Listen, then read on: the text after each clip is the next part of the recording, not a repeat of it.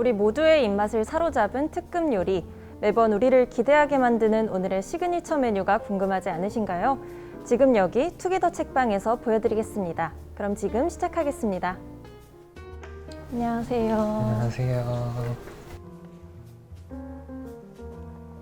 두부님, 검찰청 쇠창살님, 안녕하세요. 투게더 책방에 오신 것을 환영합니다. 찾아오시는 길은 안 힘드셨나요? 네. 시간 내주셔서 감사합니다. 여기 투게더 책방은 매달 각기 다른 시그니처 메뉴를 선보이는 것으로 유명한데요. 여러분, 이번 달 메뉴가 무엇인지는 미리 자료 보내드려서 알고 계시죠? 네, 잘 알고 있습니다. 좋습니다. 그럼 어서 만나볼까요?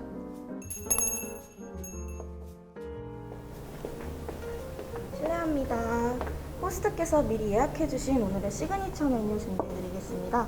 천선란 작가님께서 선보이시는 오늘의 메뉴 청개의 파랑입니다. 즐거운 식사 되십시오.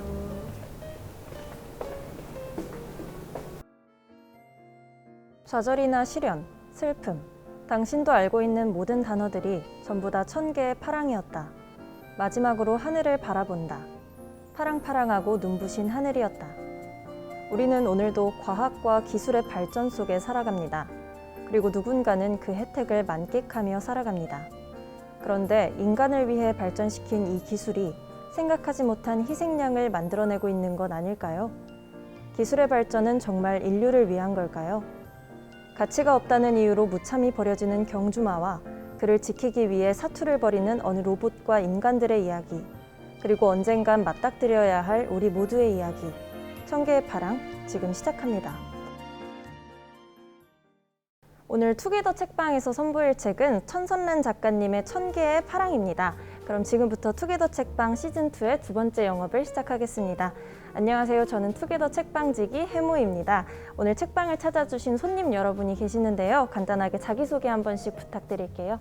네, 안녕하세요. 법학 전공을 하고 있는 검찰청 쇠창살입니다. 네, 안녕하세요.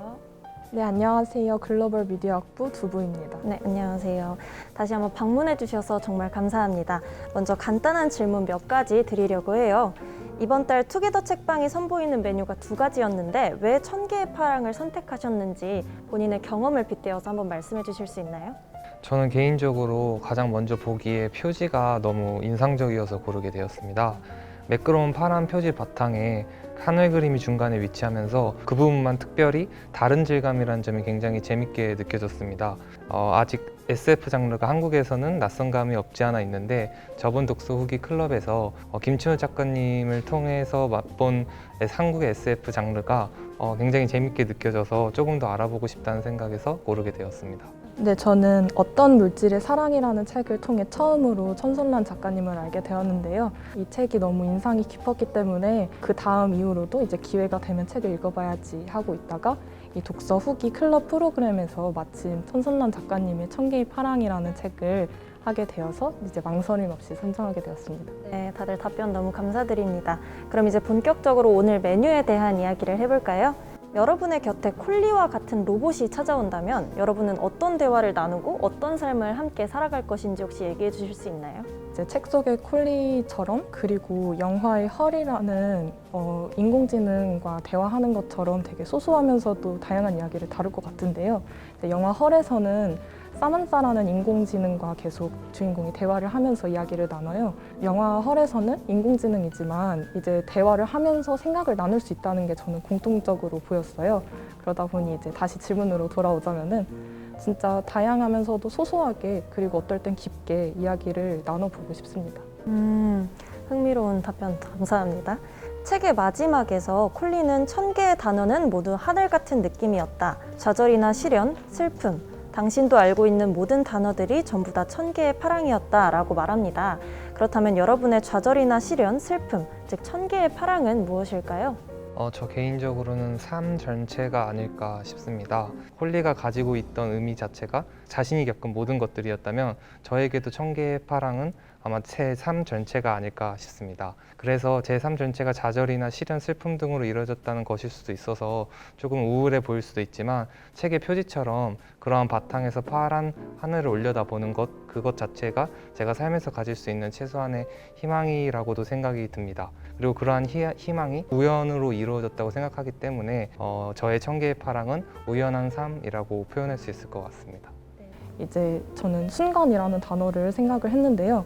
이제 콜리가 천개의 파랑이었다고 삶 전체를 파랑으로 표현한 것처럼 이제 삶 전체가 파랑이라면은 파랑을 나누어지면은 그 나누어진 조각들이 순간으로 이루어지지 않았을까라고 생각을 해서 순간이라고 말씀드리겠습니다.